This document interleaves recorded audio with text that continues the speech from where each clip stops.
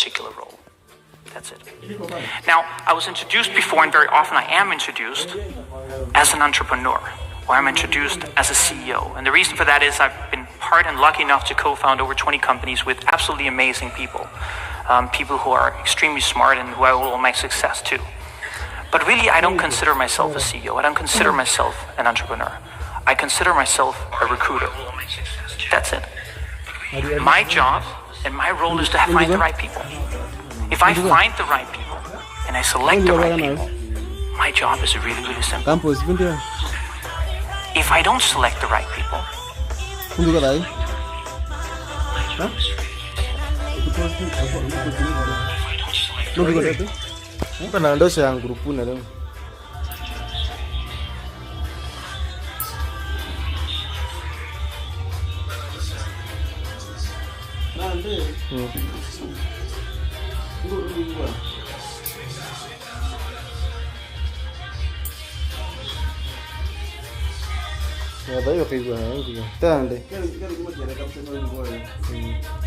Tanong grupo nam tabe be active ba bonte. About recruiting.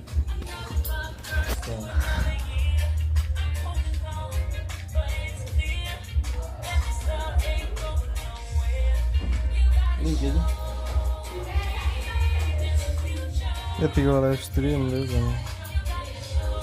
Ada yang kita dapat tu. Ada yang kita dapat. Sampai. Tuh ada gue kok. Copy the link.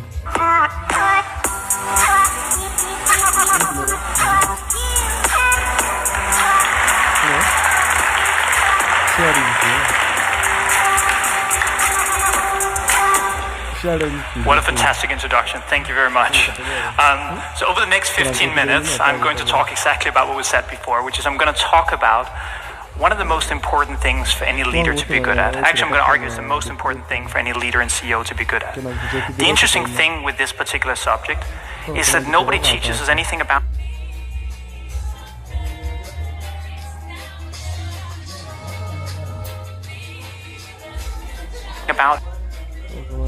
it's like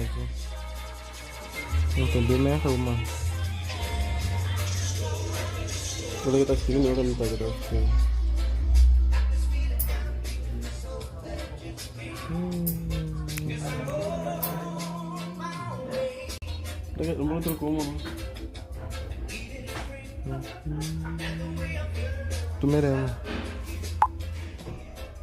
Tu num grupo nesse. Tinha membros aqui. But watch live now. Everyone does mixtapes, had vibes though. We do it differently.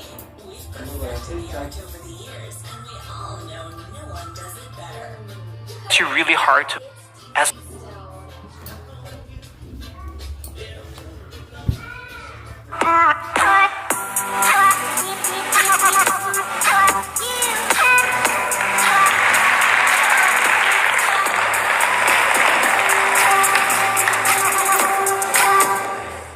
What a fantastic introduction. Thank you very much.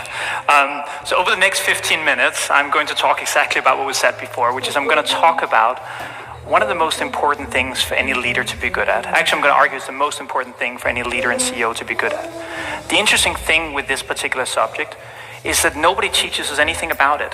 It's actually really hard to find any books on the topic. It's really hard to find a university course on the topic. It's really hard to actually find any TED Talk on the topic. But before I tell you about what I'm going to talk about, I'm going to talk about a guy called Benjamin Sander. Now, Benjamin Sander is the conductor for the Boston Philharmonic Orchestra. Now, the Boston Philharmonic Orchestra, if you don't know it, is one of the best orchestras in the world. Now, Ben is one day standing on stage on his podium, conducting his orchestra of about 100 people. And he's realizing at that point in time that out of the 100 people in the orchestra, Ben is the only person who doesn't have a sound. Ben is the only person who doesn't have a sound. Does that mean you can't hear Ben? No, of course not. Of course you can hear him. You can hear him how he delivers through other people. You can hear him through how he's selected people to be in his orchestra. Now, many people have very advanced ideas of what leadership is, but I think Ben nails it pretty damn well in that sentence. Now, really for us, leadership, in our very simplistic way, comes down to two things. It's about setting the right team, setting the best team that you can for your company, your organization, whatever part of your life it is. And it's about helping those people to achieve the results that is going to make them successful in that particular role. That's it. Now, I was introduced before, and very often I am introduced as an entrepreneur, or I'm introduced as a CEO. And the reason for that is I've been part and lucky enough to co-found over 20 companies with absolutely amazing people. People who are extremely smart and who I owe all my success to. But really, I don't consider myself a CEO. I don't consider myself an entrepreneur. I consider myself a recruiter. That's it. My job and my role is to find the right people. If I find the right people and I select the right people, my job is really, really simple. If I don't select the right people, my life is very complicated.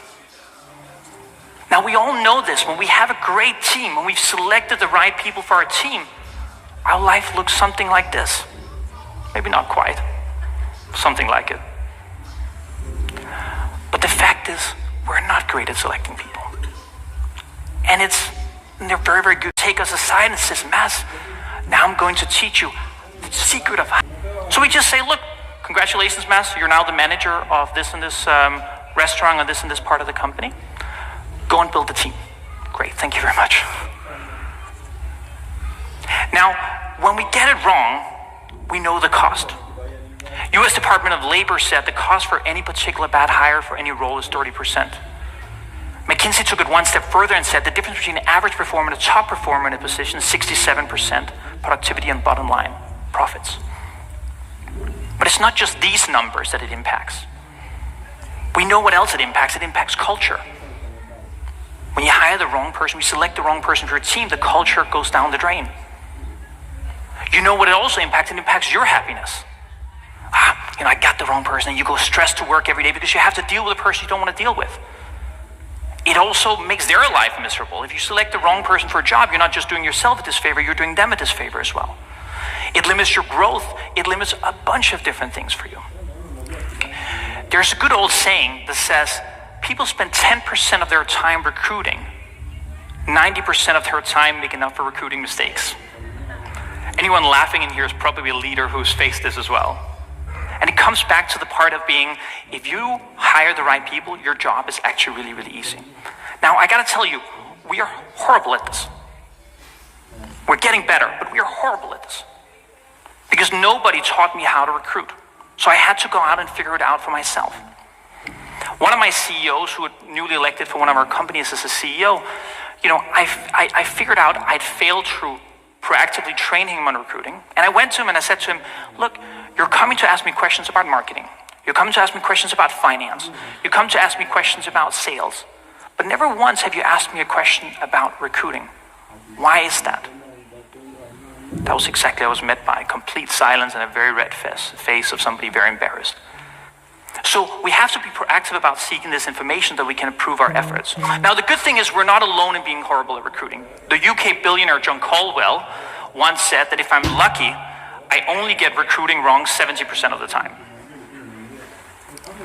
Now, knowing that we're bad at this, we set out as a team. We wanted to build a framework that allows us to be much better at recruiting. I think we have a slide issue. There we go, thank you. We set out to build a framework that would make us much better at recruiting. A structured process that we believe can be one of the best recruiting structured processes and frameworks in the world.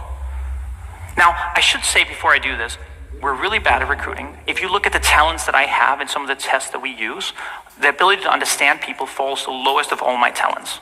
So it really doesn't come natural for me. The second thing I should tell you is we probably understand 20% of what we need to understand. We probably leverage only 10% of that because of things like arrogance, because of our cognitive biases, because we still think that we can do things on our backbone and just compute whether a person is right for the role like this. Now, all these cognitive biases, there are many of them, but let me walk you through some of them. So the first thing is that we try to hire ourselves. Why not? We're excellent. We're the best employee there is. And we know how it is. Look, I'm analytical. He has to, or she has to be analytical. I am empathetic. The person has to be empathetic. I am competitive. Everyone should be competitive. So we look for ourselves. The second issue is we try to hire people who can do everything.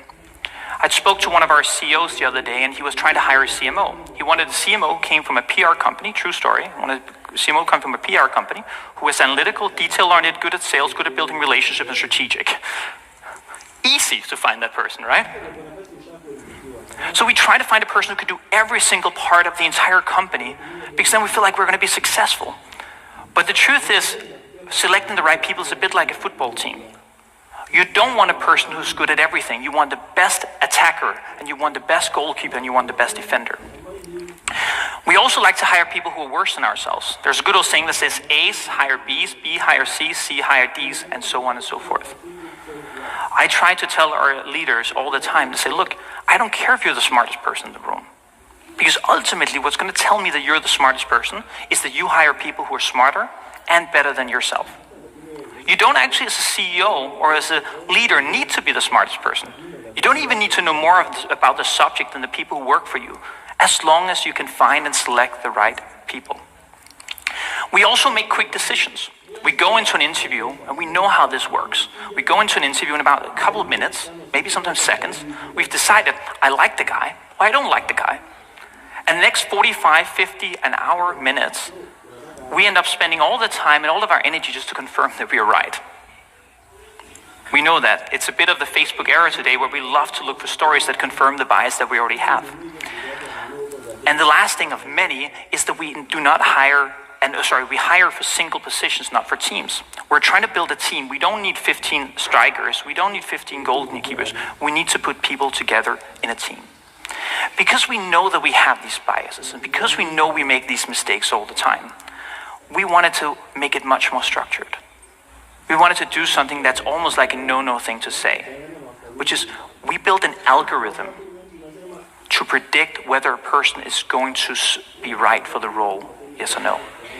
That is, we built a mathematical formula, an algorithm that runs on a computer, that's going to predict if you apply for a job with us, if you're going to be successful, yes or no. Now, before you sit there and think, well, Mads is such an idiot. Why, how can he treat people this way? How can he put people into algorithms? I want to say that what we're doing is really we're doing what we're doing up here already, which is we are trying to compute whether or not this person is right for this particular role. That's really what's happening. When we're sitting across from someone and interviewing them and asking questions, really what we're trying to just gauge is this person going to be successful in this job? In fact, if you want one hint, really what we're trying to figure out is we're trying to figure out if this person is going to be able to create the outcome that we want the person to create. So we built an algorithm, which is we basically built a scorecard of all the different things that are important, and we build an algorithm that then calculates a percentage chance of that person to be successful in that particular role. Now, the algorithm isn't perfect yet. It's just a supporting tool right now. But what the algorithm forces us to do is it forces us to be conscious about what goes on up here. It forces us to think about the decisions that we're making, the trade-offs that we're making. And by putting on a piece of paper, we've already altered significantly the way that we do things. Now, all the things in the algorithm today are led by people. So there are still a bunch of biases and a bunch of things that we do wrong, because all the input comes from us. Whether it's from us directly or tools that we use, it comes from people ultimately. So it's just a computing of score that it does today. One of the reasons why we like this approach is because besides selecting the right people, we have another thing that we're very passionate about. And that is giving every candidate, every person out there, a fair chance at a job. You see, in high school, I was horrible. I was absolutely horrible. I went to the principal's office multiple times. The fact that I even got through high school, I still took. Hello. Yes,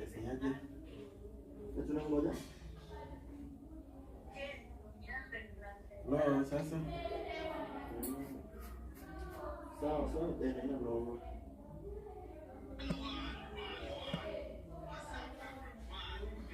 Sawa, wewe ndio shughuli gani? Sasa shughuli tutaongea.